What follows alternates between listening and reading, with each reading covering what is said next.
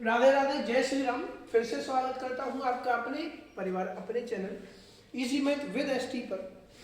चलिए, तो mind map की सीरीज में चैप्टर 9 लेकर के आया हूं, सम एप्लीकेशंस ऑफ ट्रिग्नोमेट्री। कुछ बहुत खास नहीं है, छोटी छोटी चीजें हैं, बहुत जल्दी खत्म हो जाएगा, बड़े गौर से देखना है। देखिए, सबसे पहले तो पूरा चैप्टर इसी पर टिका हुआ है। इसको हम क्या बोलते हैं? पाकिस्तान भूखा प्यासा, हिंदुस्तान हरा भरा, जो कि हमेशा से है, हमेशा रहेगा।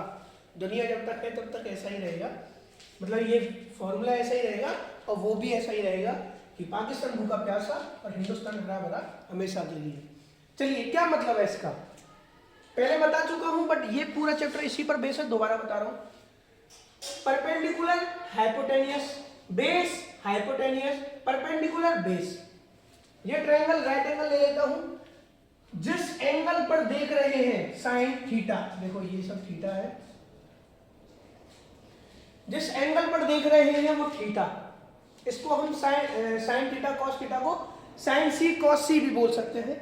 जिस एंगल पर देख रहे हैं वहां से अगर हम देखो, कभी क्या करेगा वो, एक ही क्वेश्चन में कभी यहां थीटा बना देगा, कभी यहां थीटा बना देगा, कभी साइन सी पूछेगा, कभी साइन ए पूछेगा।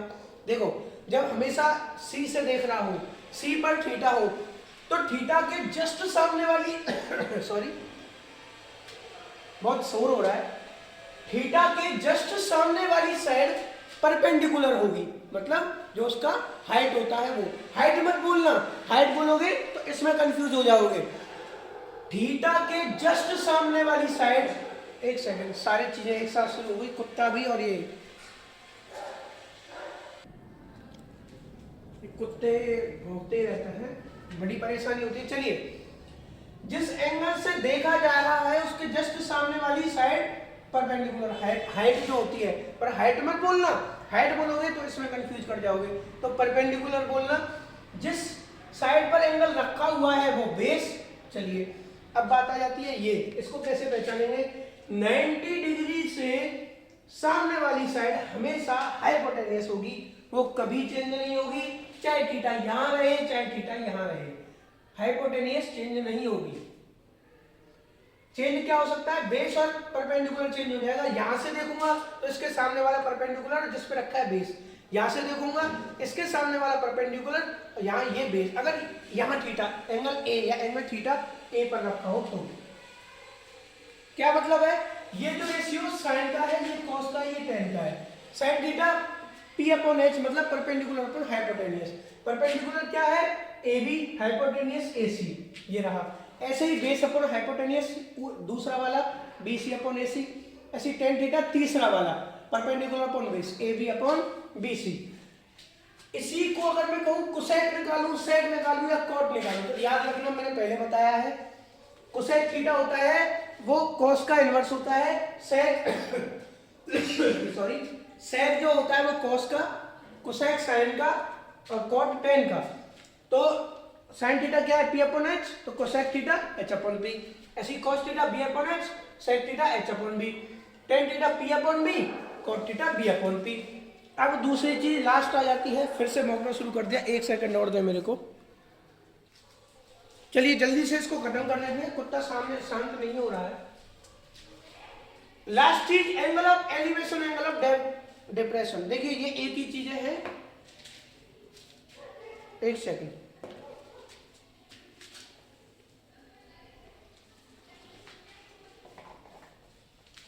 ये दोनों एक ही चीजें हैं। अगर मैं किसी चीज को ऊपर देख रहा हूं, ये यहां मैं हूं और मैं ऐसे ऊपर देख रहा हूं किसी टावर के टॉप को, तो जब मैं ऊपर देखूंगा वो हो गया एंगल ऑफ एलिवेशन।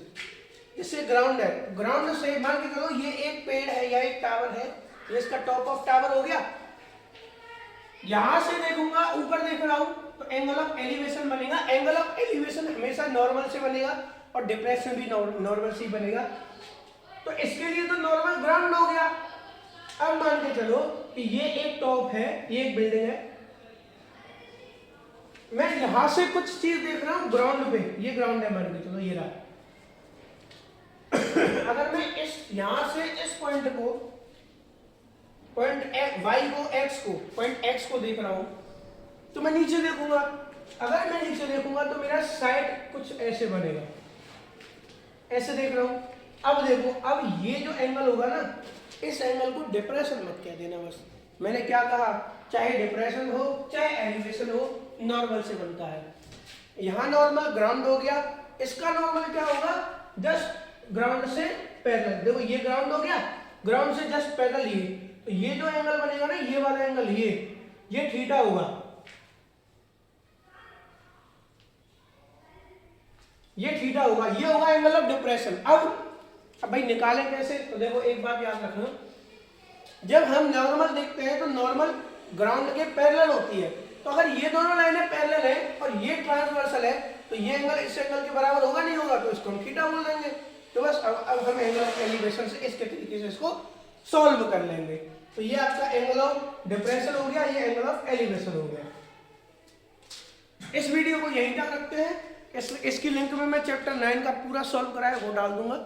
यहाँ तक बने रहने के लिए धन्यवाद।